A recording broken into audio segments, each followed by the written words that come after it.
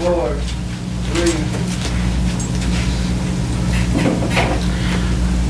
Okay, well, good afternoon and Shabbat Shalom to everyone from Irving, Texas. Nice, beautiful spring day outside, spring weather. And for those of us on the outreach and everyone else, I wish you Shabbat Shalom. And we're going to continue on a series of studies I've given recently. It's about the nature and characteristics of demons. And the title of today's presentation is Demons, What Can They Do? And we're going to actually find there are some things that they can do. Quite interesting. But we're also going to learn they're very limited in their capacity. They're quite limited in their capacities. So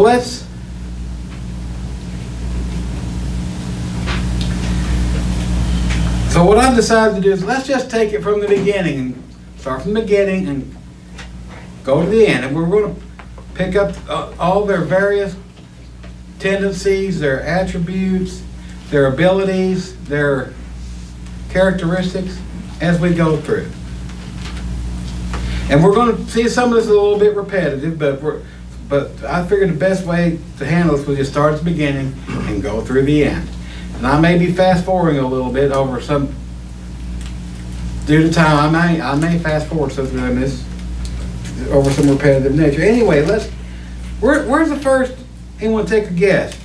Where is the first suggestion of any demonic activity in Scripture?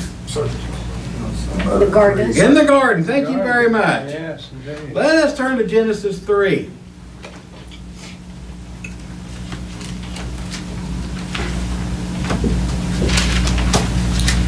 Now the serpent, Genesis 3 verse 1, was much more cunning than any beast of the field which Yahweh had made. And he said to the woman, first of all, who is this serpent? He's identified in Revelation 12 as, yes, the devil himself. The dragon. The dragon. Bob. I've already noticed something very interesting. What's that? Yahweh made this creature. He created it, and we're going to get there as we go from beginning to end. And we're going to see a little bit of a spoiler. He didn't create a devil. He didn't create demons. Right. All these creatures became the devil. They became demons.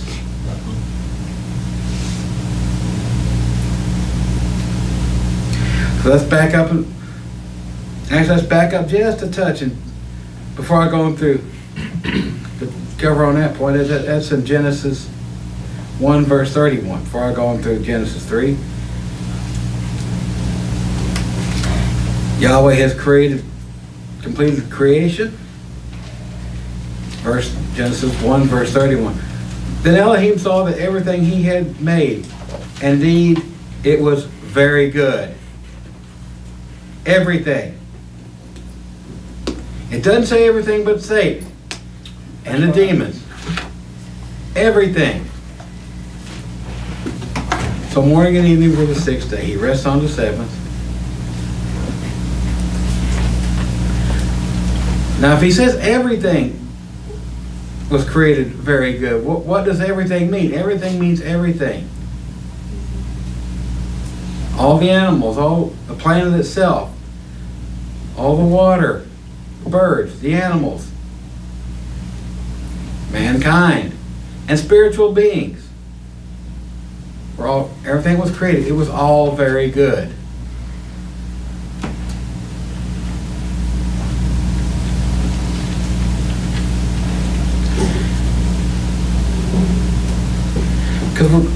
Now let's go to Genesis 3. Now the serpent was much more cunning than any beast of the field which Yahweh had made. Now we're going to come back to this as we go through this, because in the time period, the unknown time period between Genesis 1:31, the end of creation, and everything being very good, to to this point right here, well, something must have happened. Something happened to this fellow. And now the serpent was much more cunning than any beast of the field which Yahweh had made. And he says to the woman, well, has Elohim indeed said, well, you shall not eat of every tree of the garden? And the woman said to the serpent, well, we can eat of any tree of the garden, but that tree over there, the tree in the midst of the garden, Elohim has said, well, don't eat it and don't touch it, lest we die. And the serpent said, oh, come on, you're not going to die, because Elohim knows the day you eat this, your eyes will be wide open, and you will be like Elohim, and you'll know good from evil. And when the woman saw that the tree was good fruit, well, it looks nice. It's pretty, very desirable fruit, whatever that was. It was pleasant to the eyes, and it was desirable to make one wise. She took of it and ate. She also gave it to her husband, and he ate. Both their eyes were open. Then the eyes of both of them were open, and they knew that they were naked, and they sewed fig leaves together and made themselves coverings. And they heard the sound of Yahweh walking through the garden in the cool of the day. And Adam and his wife hid himself from the presence of Yahweh amongst the trees in the garden. Yahweh called out to Adam and said, where are you? He heard her voice. He said, well, and Adam said, well, I heard your voice in the garden, and I was afraid because I was naked, and I went and hid myself. Verse 11, they said, well, who told you you were naked? Have you eaten from the tree which I command that you should not eat? Yahweh already knows, but this is a little interrogation process to get it to confess. Then the man said, well, this woman you gave me, here you go, he's blaming his wife. That's his first thing. He goes to blame his wife. Well, she gave me the tree, and I ate. And Yahweh said to the woman, what is this you've done? And the woman said, well, the serpent deceived me, and I ate. Okay, at least she had a plausible reason that the serpent deceived her. So what's one attribute we learn of demons, from Satan and his little minions? They're in the deception. Mm-hmm. Even after having this conversation with Yahweh face to face, they still have this. He still pulls off the deception. Yes, Tom. We have a term that's real popular nowadays based upon a famous movie is called gaslighting. And here we had this very subtle, slippery situation of saying, is this what you've really heard? It's the first thing he does to question what Eve had actually heard, yes. And in Timothy it says it wasn't Adam, but it was the woman that was first deceived. By whom? Coming to her with a sensitivity that women have that's in a good way, a powerful attribute of women, and saying, is this what you've really heard? Beware when you have that coming at you, because that's why it's so important to go back to Scripture and pray, because one of the powers of darkness, we'll get into, I'm sure, with all your teaching, is to question our sanity, basically. Is this what we really understand or think? That's why Paul says we are not ignorant of his devices. But please continue on. This is such an important subject in these last days. Mm-hmm. I agree completely. And Curtis, I just want yes, to add Raquel. one thing. And the appeal there for her was, in addition to the physical, it's to make one wise. One wise, yeah. Right, and that's really critical in some of the like pagan idolatry practices, right? I think that's what people are seeking. That's right. To be wise, to Yes. know more. I can't remember your name again. Wendy. How can I forget that? Wendy. Yes, Wendy. And just in the last days, men will be lovers of self and being deceived and being prideful and being a lover of self and wanting to elevate self and being prideful, and that just for you to say gaslighting, it's so. And another thing that really stands out in my mind is too that if we continually deny Elohim and his powers, then we will be given over to a reprobate mind. That's right. Wise in our Yeah. lives. Correct. Yeah, so That's right, yeah. Amen. Exactly. It goes back to what was said in the beginning. Genesis 1:31. Yahweh put a lot of these inheritance attributes in us, but it was for a good, like Tom pointed out, it was to be in a good way, in a way that would edify everyone in his way and be of service to Yahweh. But Satan knew how to, well, he seemingly had this more cunning, play on a woman's sensitivities anyway. So first things first, let's start out in deception. That's the first thing we learned. Yahweh lays out the appropriate punishments as he sees fit for the man, the woman, and the adversary. Let us move forward, please. We are now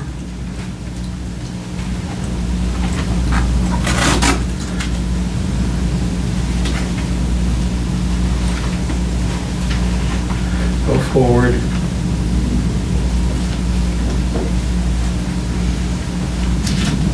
to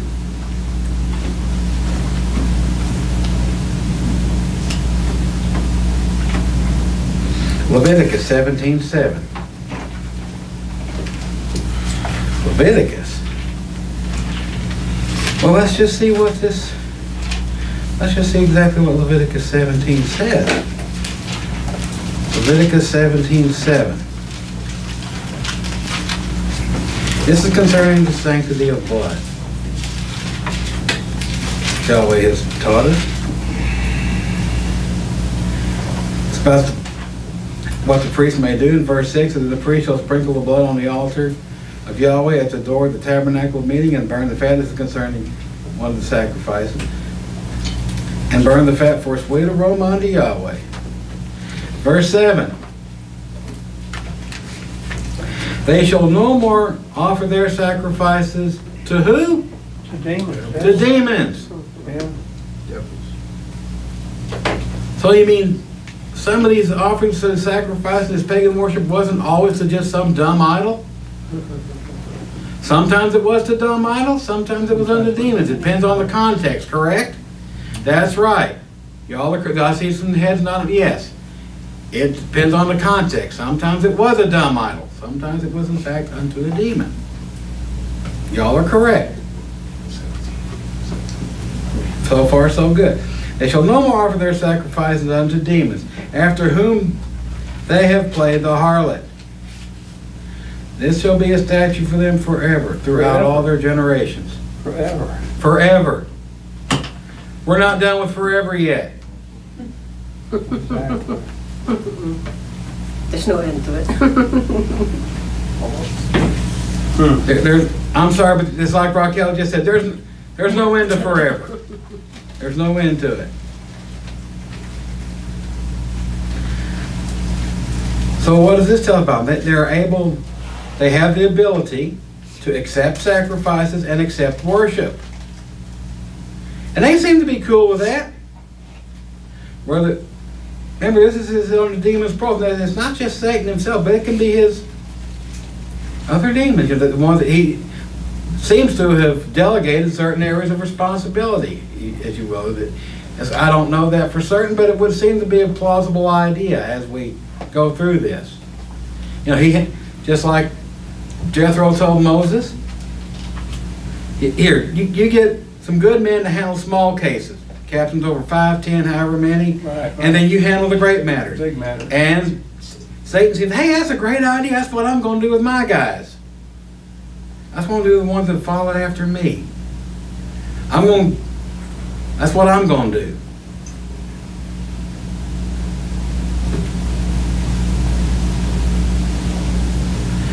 Which would explain why, now if he's going to handle the great matters, what would that tell us? That's why he went into Iscariot himself. He said, no, you guys get out of the way. I got this one. Anyway, let's go forward a little bit, shall we?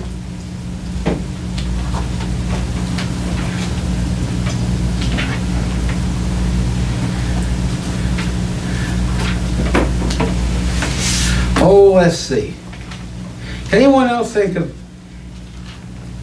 Any other dealings with demons or Satan himself while we're still here in the Old Testament, in the Old Scriptures, if you will?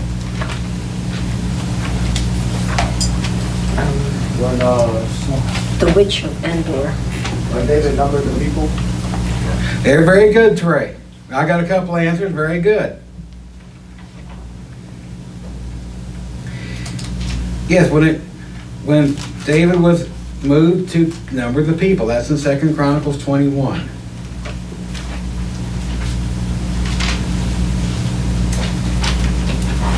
Or is it First Chronicle? I was wrong. No, that's Samuel. What am I thinking about?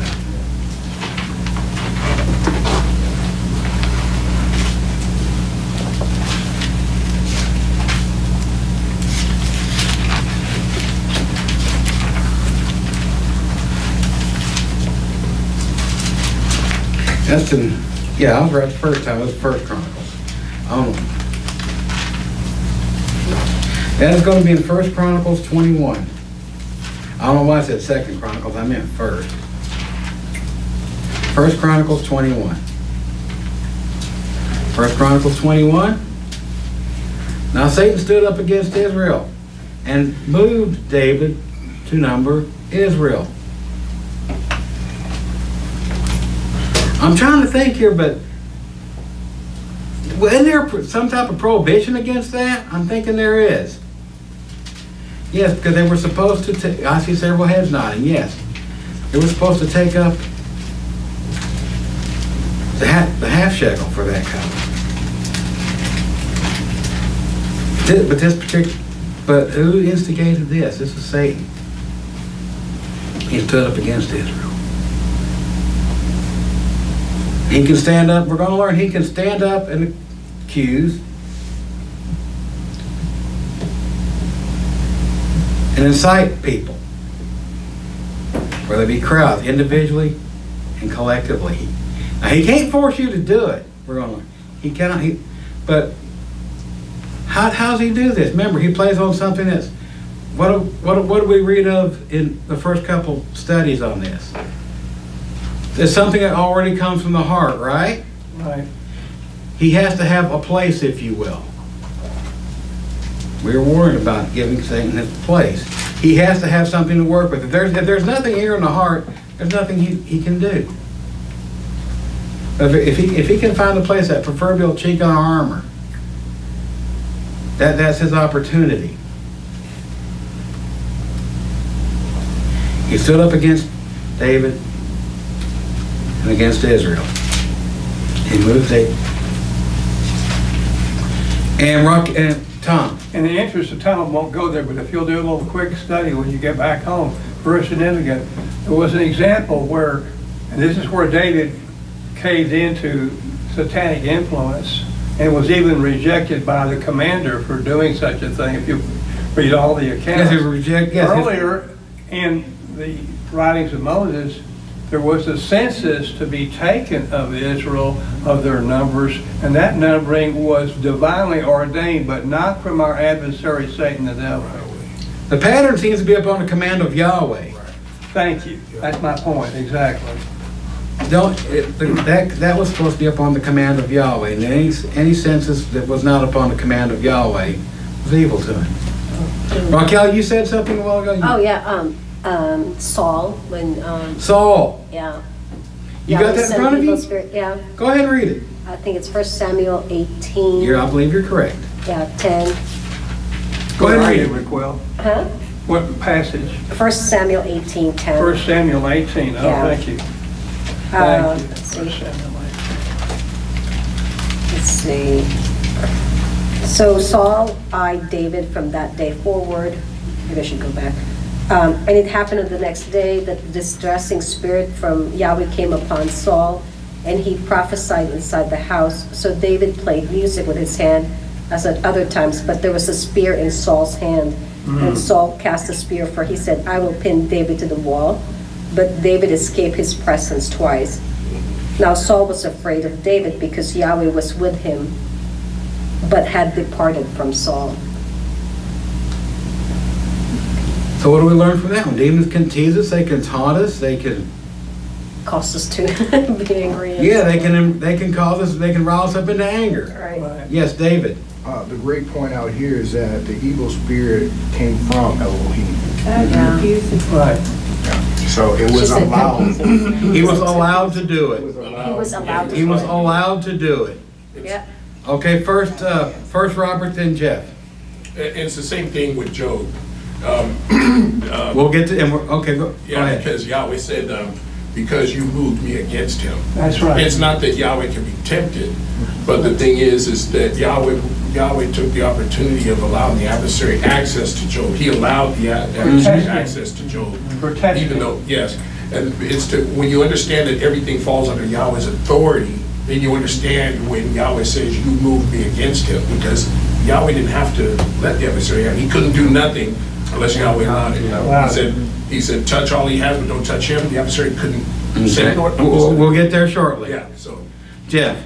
Paul said that man took his father's wife, he did something that Gentiles don't even do. Correct.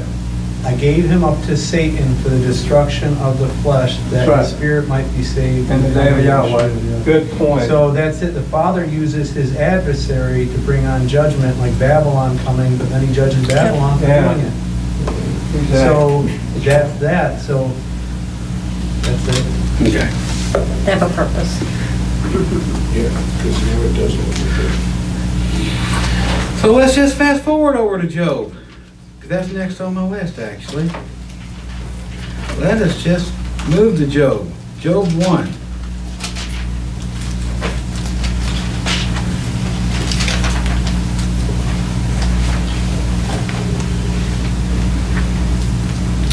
Job 1, verse 6.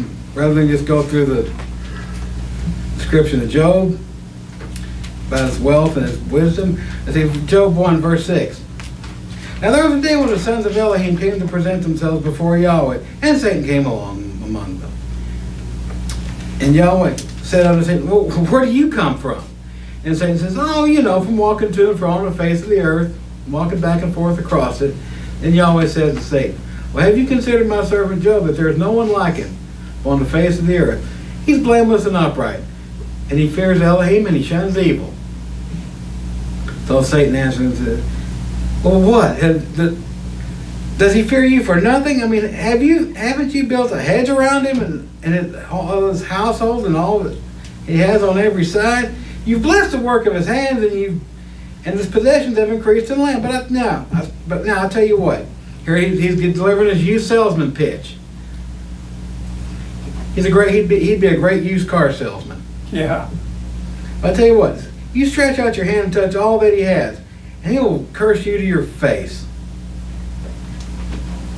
And Yahweh said to Satan, behold, all that he has is in your power. That's all his possessions, everything else. But only do not lay a hand on his person. So Satan went up from the presence of Yahweh. Verses 13. The rest of chapter 1 goes through what all happened to him, all the loss he suffered. Verse 21. Verse 20. Let's back up to verse 20. Then Job arose. After hearing all the things that had happened to him. Job rose. He tore his robe. He shaved his head. He fell to the ground. And he cursed Yahweh to his face, right? Just like Satan said he would. Wrong. No, wrong. That's right, Tom. Wrong answer. Wrong answer. Not true. Wrong answer. Not And he worshipped. And he said, naked I came from my mother's womb, and naked I will return there. For Yahweh gave, and Yahweh has taken away. Blessed be the name of Yahweh. Now he can take, when permitted, when allowed, he can take away everything we have. Remember, he has to have that protection. I mean, that permission. It has to be allowed. Verse 21. And all this, Job did not sin or urge Yahweh with any wrong. Job, he could not make Job curse Yahweh as he said he would. Continuing in Job, chapter 2, verse 1. There was a day when the sons of Elohim came to present themselves before Yahweh, And Satan came along to present himself before Yahweh. Here he is, he's at it again, enter stage left. And Yahweh said to him, well, where do you come from? And Satan said, oh, I've been walking to and fro on the face of the earth, walking back and forth across it.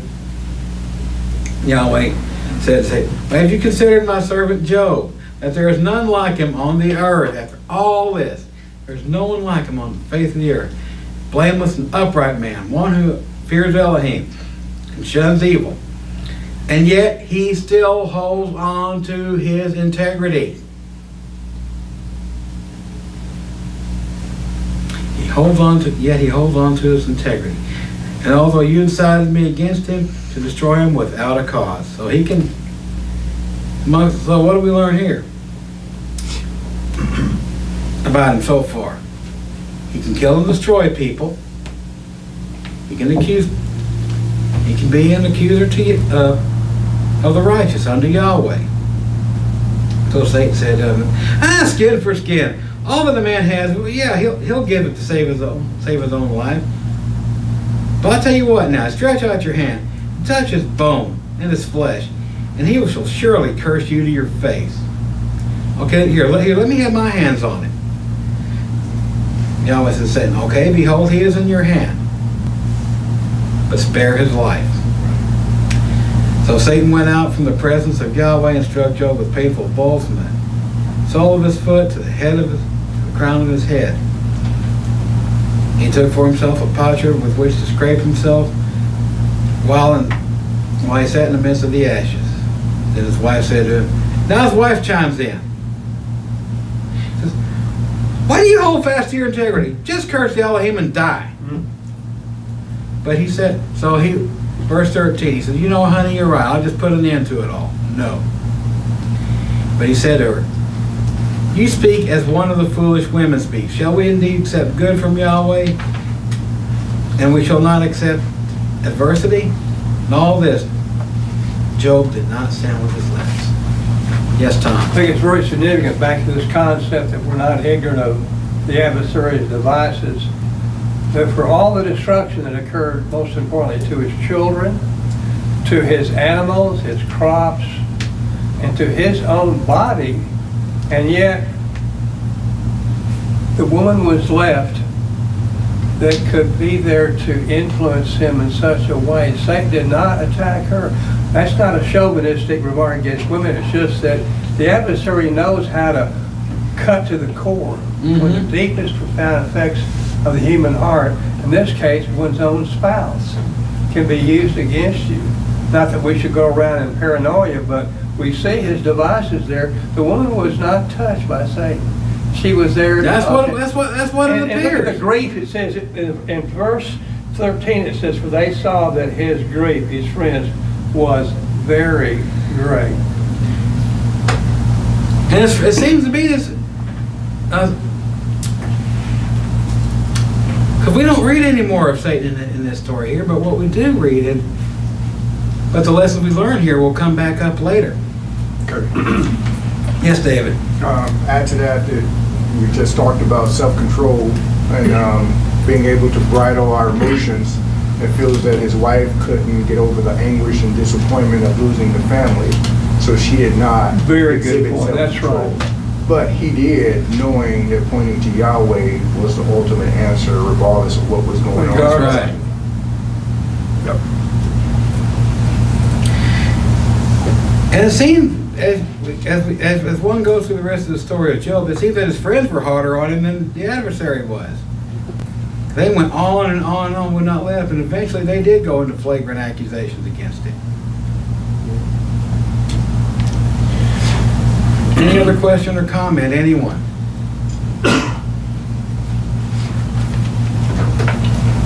Okay. Let's speed forward.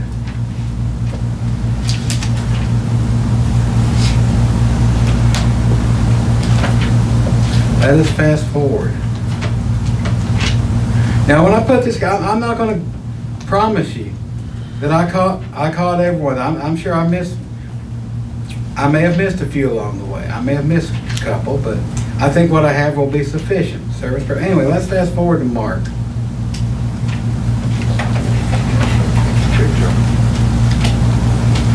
See, let's go to Matthew first. Matthew's before Mark. Let's do that.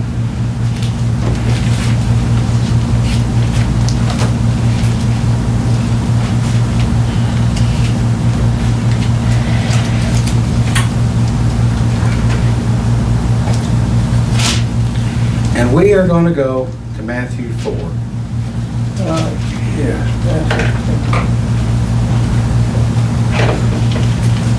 Where Satan tempts Joshua. There are parallel accounts in Mark 1.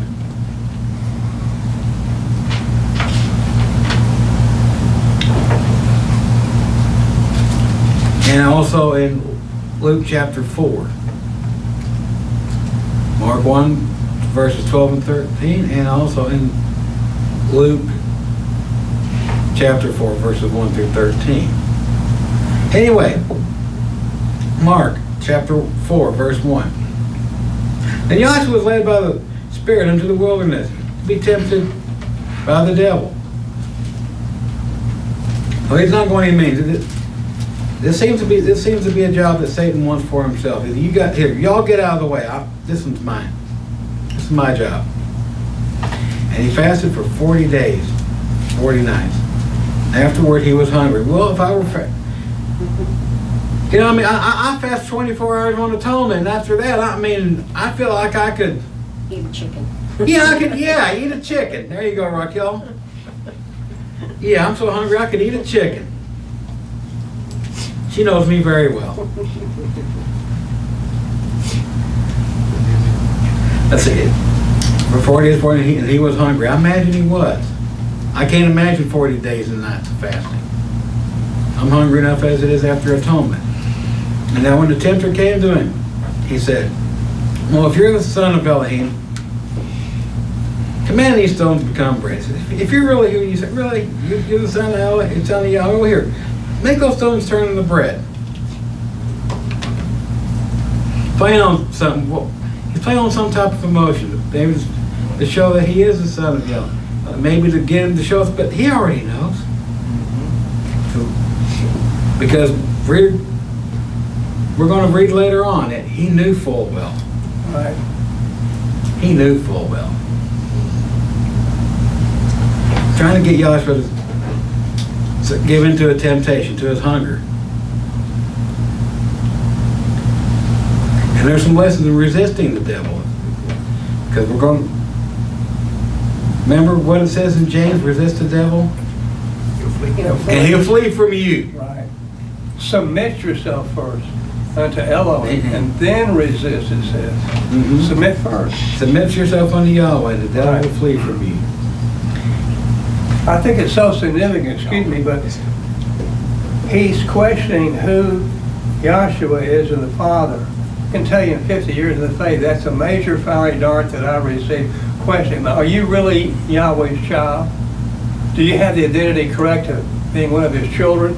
That's what the devil did with Yahshua. That's what he's doing. Who he was in the Father, and if you are, then show me a miracle and demonstrate this, trying to tempt him.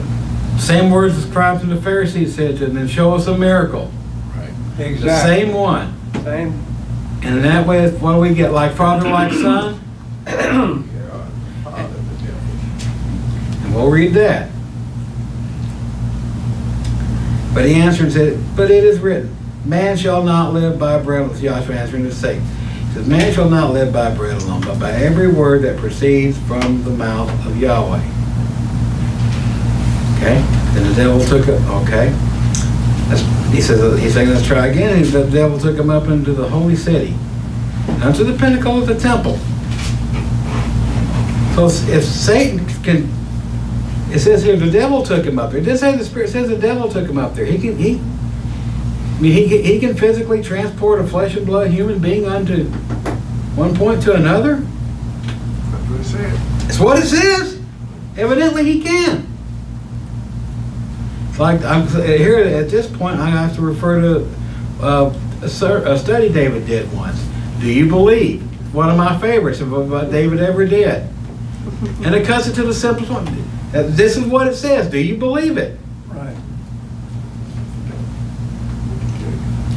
And he said to him, if you're the son of Elohim, well, throw yourself down, because it's written, he shall give his angels charge over you, and in their hands they shall bear you up, lest you dash your foot against a stone. Okay, now he's, as we would say, weaponizing the word. He's, offering up a promise from his father had to him. So he knows.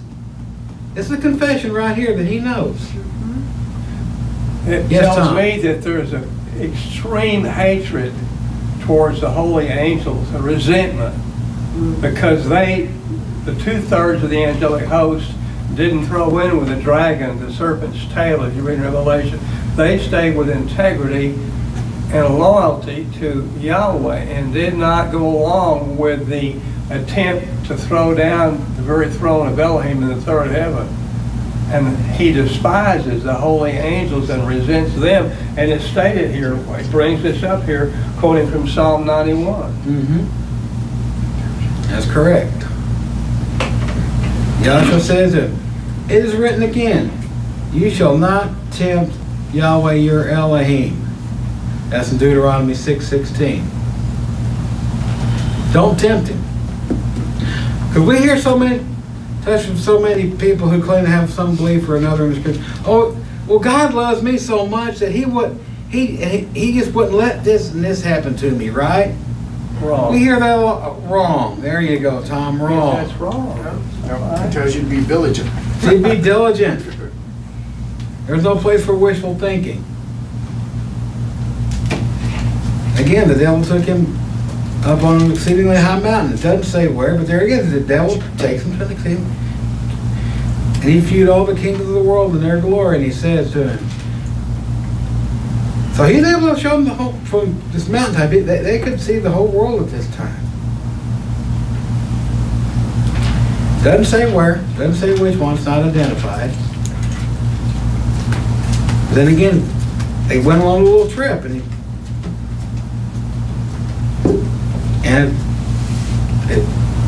if the devil took him, do we believe it? Well, can he do that? Well, it says he did. Verse 9, so we know he has that ability. And he said to him, all these things I will give you if you'll just fall down and worship me. And this is ultimately what he really, really wants. Right. He wants the worship of the whole world. Not, he was trying to claim what he wanted, but right then, I'll be with you just a moment. That's right. Right ahead. And Yahshua said to him, away with you, Satan. Scram, beat it. For it is written, you shall worship Yahweh your Elohim, and him only shall you serve. Serve. Right. And the devil left him, and behold, angels came and ministered to him. Wow. And we're not going to go through the parallel accounts of Mark and Luke, because they're going to be very similar. Yes, Trey? I think it's interesting, right after that, the angels came and ministered to him. It kind of reminds me of like Job and everything. So it's almost like the devil was waiting. He's like, can I go test him? Can I go test him? He's like, yeah, go ahead. Go to him. Well, that would be the pattern now, wouldn't it, Trey? Yeah. Oh, can I please? He's just like he did Job. Can I please? Oh, I want to. Jump right in it. Yeah, and he just like runs off. He's He like, stood up. Messed up. Have you not considered it? Where have you been? Been walking around to and fro on the face of the earth? Have you not considered my blessed Son, in whom I'm well pleased? I'll make him worship me. No, he flunked. Yes, Tino. Yeah, I was going to say it's also interesting that this account was shortly after Yahshua's baptism, his immersion. That's right.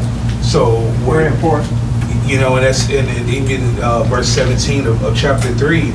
It says, "And lo, a voice came from heaven saying that this is my beloved Son, in whom I'm well pleased." Well pleased. So Yahweh had already, stated that this is His Son. So it would be fitting that, the adversary would immediately go right after. That's right. Okay. Yes, Tom. I heard a tremendous sermon years ago. It still hadn't been by the minister that immersed me for baptism.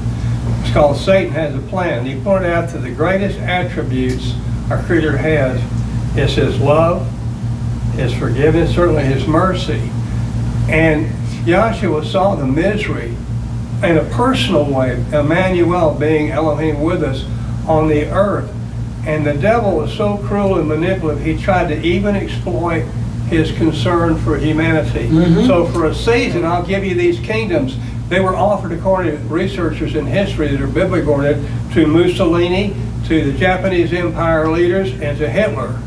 And they had kingdoms and empires. They didn't last, and they had control under Satan's influence, as history can point out. And he could have temporarily caved in and relieved the suffering, but we would not have a Savior. We would not have a Redeemer. And our adversary knew that when he even tried to exploit these greatest attributes, that we are moved to love our Creator because He's like that and calls us to be like Him in that fashion. Time to learn it. Hitler, Mussolini, and the Emperor of Japan all had these, had this demonic influence among them. Wouldn't surprise me a bit. Because, I mean, the way they all accumulated together to dominate the Axis powers, yeah. The Axis powers, the way they dominated the globe. That wouldn't surprise, how they came together all at that same time wouldn't surprise me a bit. That actually provide a very plausible explanation how they came to be some type of influence. Yes, David? It's the example of the king versus the prince of Tyre. Which is yes, because actually I skipped over that accidentally. I got ahead of myself. I don't know how I missed that one, but before we advance any further in the New Testament, because Joshua touched on that when he commanded to say to Yahweh and Yahweh alone will you serve. Let's back up to Isaiah 14, please. There's a similar account in Ezekiel 28, but this is the more detailed account actually. We're going to go with this one. This has got the detail we're looking for actually. Isaiah 24. The accounts do not disagree. That it's just that this account is the one that contains the detail that we're looking for. Okay. Pick it up in verse 12, Isaiah 14, pick it up in verse 12. How you are fallen from heaven, O Lucifer, son of the morning, and you are cut to the ground, and you who weaken the nations. 14. For you said in your heart. You mean all the weaknesses of the human heart we read of? Oh, see. 14. We see it Satan. The one that became Satan. Because we're going to read he became Satan. He wasn't created Satan. Because remember, what did we read of in Genesis 1:31? All was created very good. Everything. For you who weaken the nations, for verse 13, you have said in your heart, I will ascend into heaven, and I will exalt my throne above the stars of Elohim. And I will sit on the mount of the congregation on the further side to the north, and I will ascend above the heights of the clouds, and I will be like the Most High. That's what he wanted. He wanted to dethrone Yahweh, take his place, a coup, if you will. A coup. He wanted, and that's what the rebellion was all about. A coup. The rulership of the earth. All those who gaze at you and consider you, I'll be like the Most High, yet you shall be brought down to Sheol, to the lowest depths of the pit. But he's speaking, though, this prophecy is given straight for the one that became Lucifer.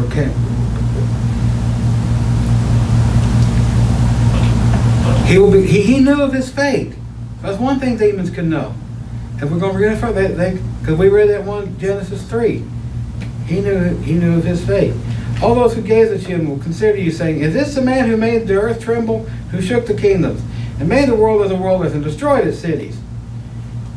And who did not open his house unto his prisoners? All the kings of the nations, all of them, sleep in glory. But everyone in his own house, and you are cast out of your grave like an abominable branch. He's dead. He's virtually dead already. It's said and done. Dead man walking, as they say. Dead man, there you go, Tom. I love that. Dead man walking. Thank you. Like the garment of those who were slain, thrust through with a sword, who go down the stones of the pit like a corpse trodden underfoot.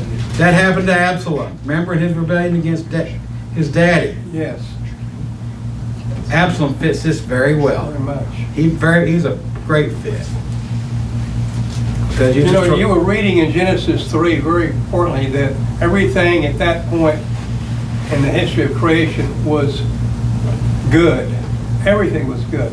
So, but when you get over to Ezekiel 28, it says clearly in verse 14 that you are the anointed cherubim. That's right. Let's go ahead and go there. And I've set you so upon the holy mountain of Elohim. You have walked up and down the midst of the stones That's of fire, right. like you walked up and down the earth when Job wanted to have with that wager over Job. And here it is, verse 15. You were perfect or complete in your ways. In all Today your ways, that's right. Till Torahlessness or lawlessness was discovered in you. And when In you his heart. consider that Yahshua was willing to be the lamb slain from the very foundation of the world, because I believe Yahweh knew the end from the beginning, and the cherubim, Satan, had free will, as we've been given the dignity of free will, and we see what he did with it. That's right. Because Ezekiel 28, it does say, it starts with a prophecy to the prince of Tyre, and then to the king of Tyre. They're two separate identities. One is a man, a physical man, a fleshly man, the one to the prince of Tyre. Right. However, we have a king of Tyre here. There are two different words, two different meanings, one denoting a higher power, one denoting a lower power. You're the seal of perfection, verse 12, full of wisdom and beauty. You were in the garden in Eden.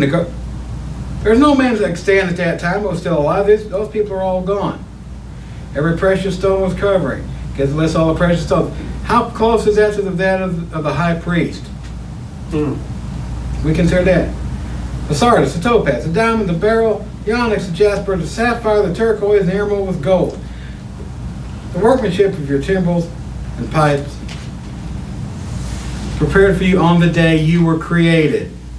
It doesn't say when, but he was created in wisdom, perfect, beauty, and perfection. You were the anointed cherub who covers, and I established you. You were on the holy mountain of Elohim, and you walked back and forth in the midst of the fiery stones, and you were perfect in all your ways.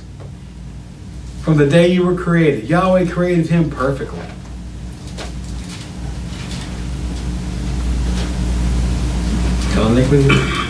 Then he goes on to the rest of verse 17. Your heart was lifted up because of your beauty. You corrupted your wisdom for the sake of your splendor. It says you corrupted it. It says he lays the blame where it is. I cast you to the ground, I'll lay you before kings that they might gaze at you.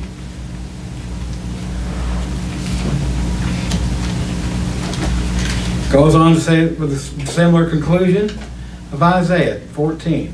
He's a dead man walking. So he knows his fate. He knows his sentence.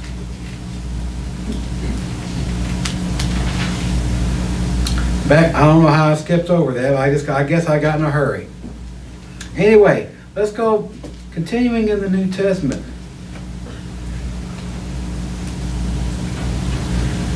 Let's try Matthew 8, can we? Shall we? Matthew 8.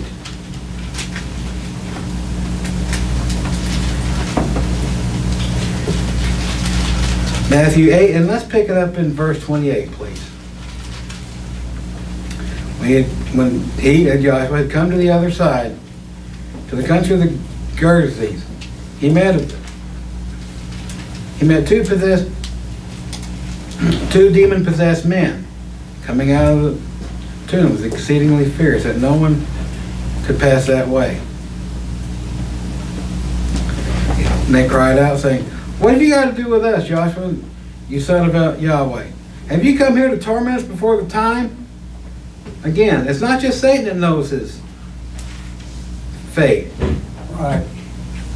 But these demons that possess these two men, they know their fate. They went and begged him And please cast us into the herd of swine. Don't send us to the pit. Yeah, we don't want to go there. Okay, so Joshua gives them he tells them, go. They came in the herd of swine. Suddenly the whole herd of swine ran violently down to the steep place into the sea, and they perished in the water.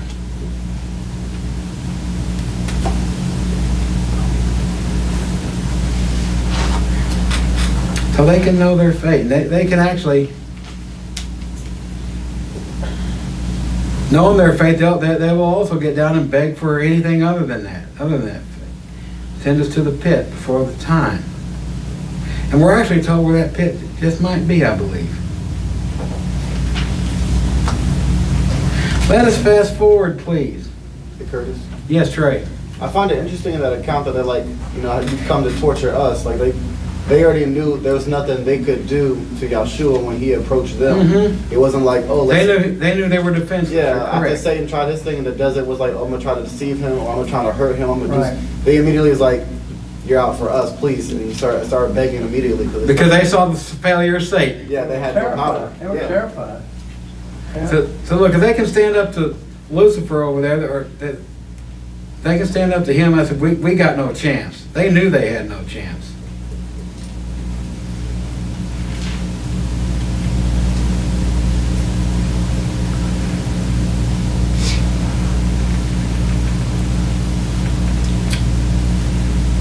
Let us fast forward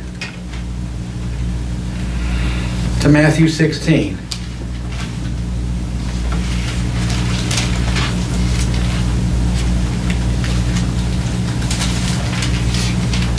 And it is there, we will pick it up in verse 5.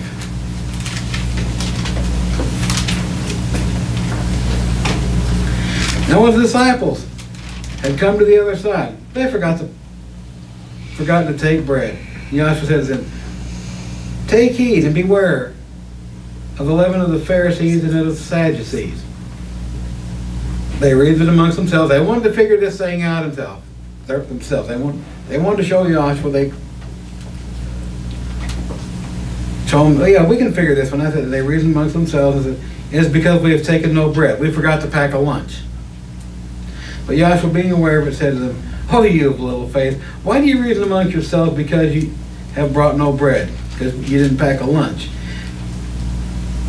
Do you not yet understand or remember the 5 loaves of the 5,000 and how many baskets you took up, nor the 7 loaves and the 4,000 and how many large baskets you took up? How is it you do not understand that I did not speak to you concerning bread or food, but to beware of the leaven of the Pharisees and the Sadducees? Verse 12. Then they got it. Verse 12. Then they understood that he did not tell them to beware of the leaven of bread, but to beware of the doctrine of the Pharisees and the Sadducees.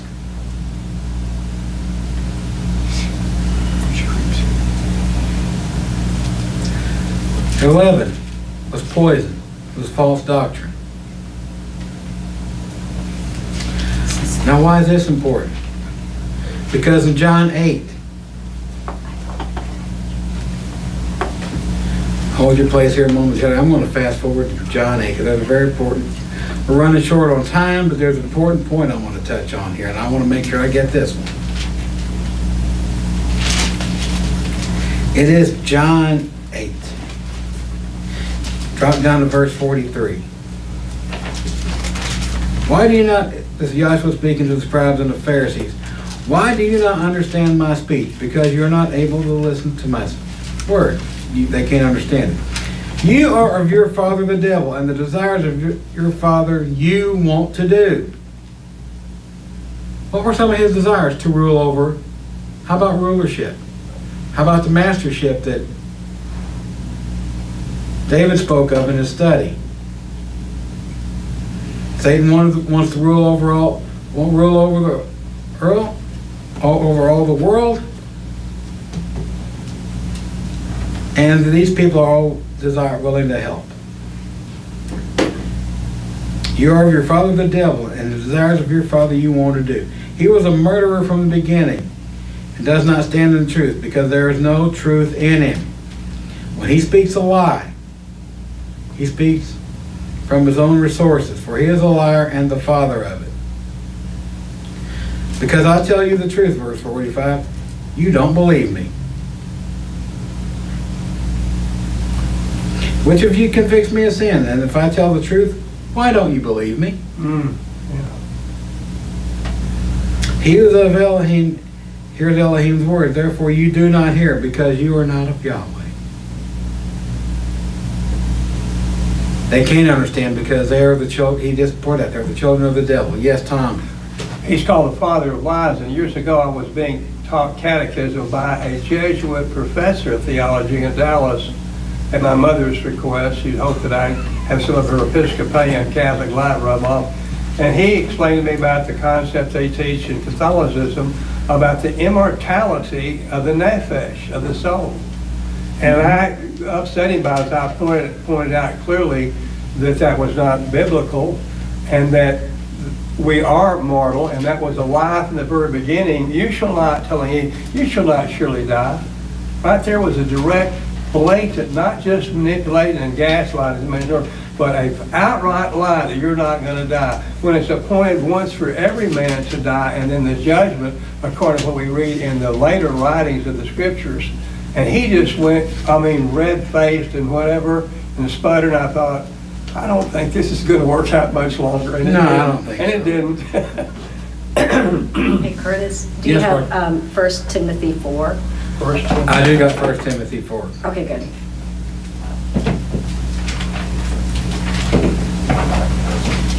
First Timothy 4. Yeah, the doctrines of devils, that's right. The doctrines of the devil, okay. Whoa, Thank you. That's a Similar account, what we just read, let's see, that's going to...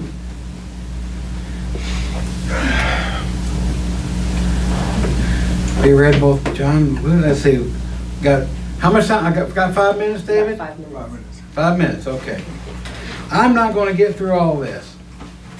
There's a part 3. Well, there might be another part. But in John 8:44, 1 Timothy 4, verse 1, they can make deception.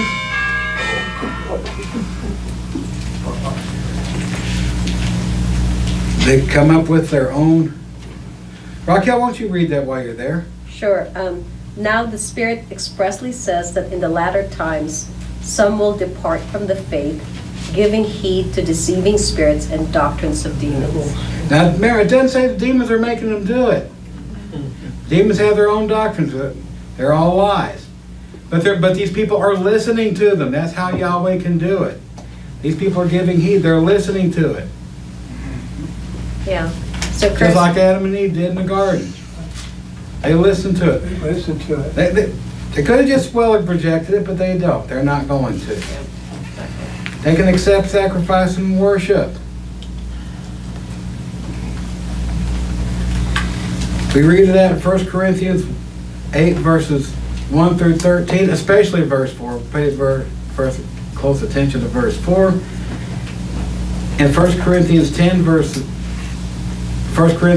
14, verse 22.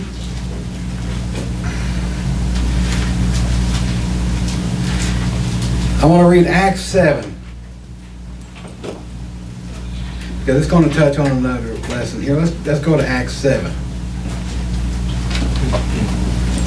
Acts 7, verses 42 and 3.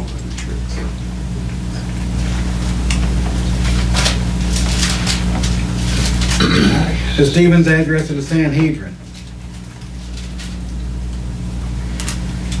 Verses 42 and 43. And Elohim gave them up to worship the host of heaven. And it is written in the book of the prophets. Did you offer me slaughtered animals and sacrifices during the 40 years of the wilderness, O house of Israel? You also took up the tabernacle of Moloch and the star of your god Ramphon, and images you made him to worship. And I will carry you away for Babylon. Again, remember some of these demons, some of these dumb idols were not always dumb idols? This is how, when we consider that some of these dumb idols were actually demons, this is what gave the servants of Pharaoh. In Exodus 7, the power they had to duplicate the first two signs that Moses had done. Yeah, right. Moses cast down his rod, they cast down their rods, they become serpents too, but Moses' serpent swallows them up.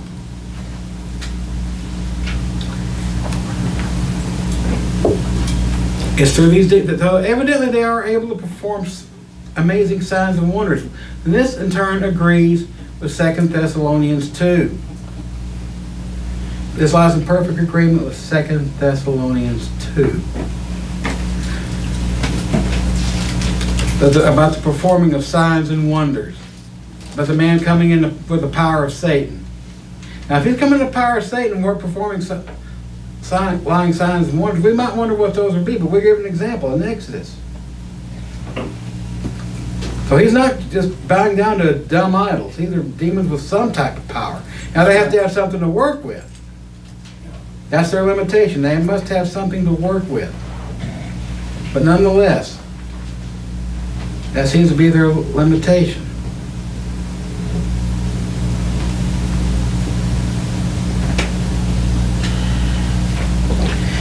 Anyone else have any other question or comment?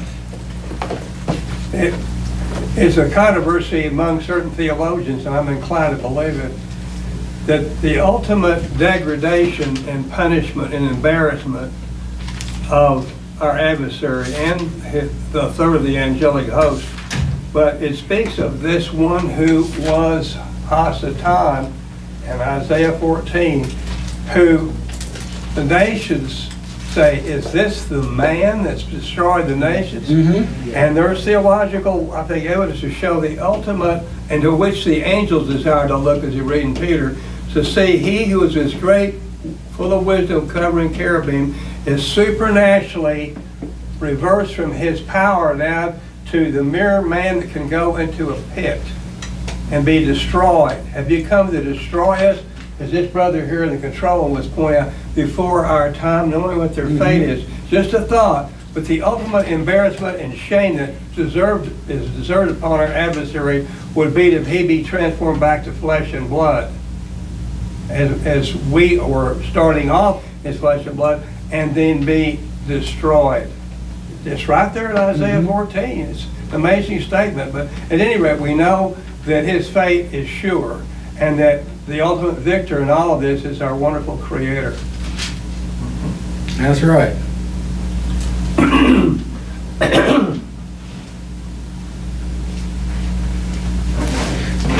There's another reference to lying signs and wonders that's in Acts 16, verses 16 through 18. About the slave girl working divination. Oh, that's right. Right. Yeah. And when Paul cast it out, this fella got the whole city after it because they had lost their profit. They were making money off this gal, evidently. Hey, Curtis. They can also attack you physically as well. Remember the itinerants in Acts 19?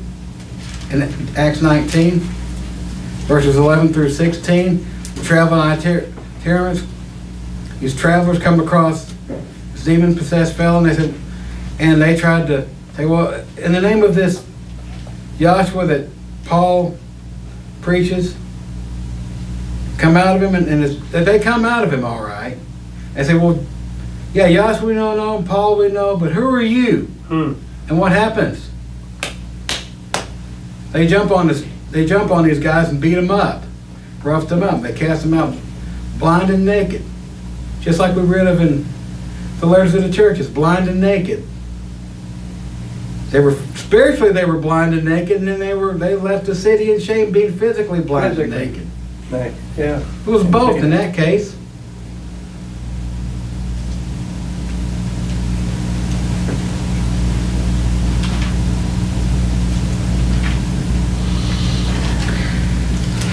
So at the end of the day, we see demons do have amazing powers, but there's also limits on what they can do. Right. They can only do what they are permitted, and they must that what they're permitted to do has to come from the highest authority, which is Yahweh. So they can only do what they're permitted to do. And they have to have some type of avenue to work with, if you will. A place in a man's heart. We read through all that last time. About what comes out of a man's heart that makes him unclean. I'll just refer you to that.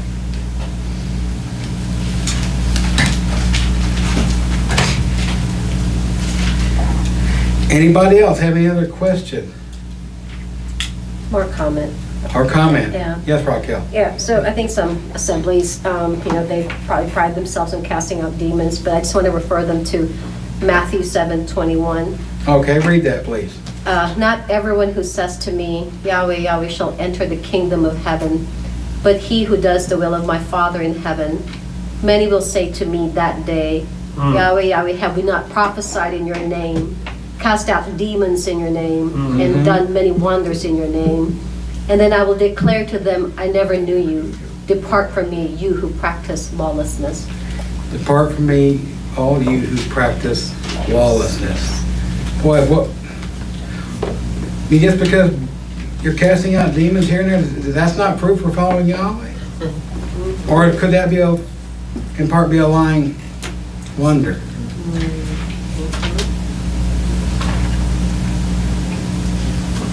Wow.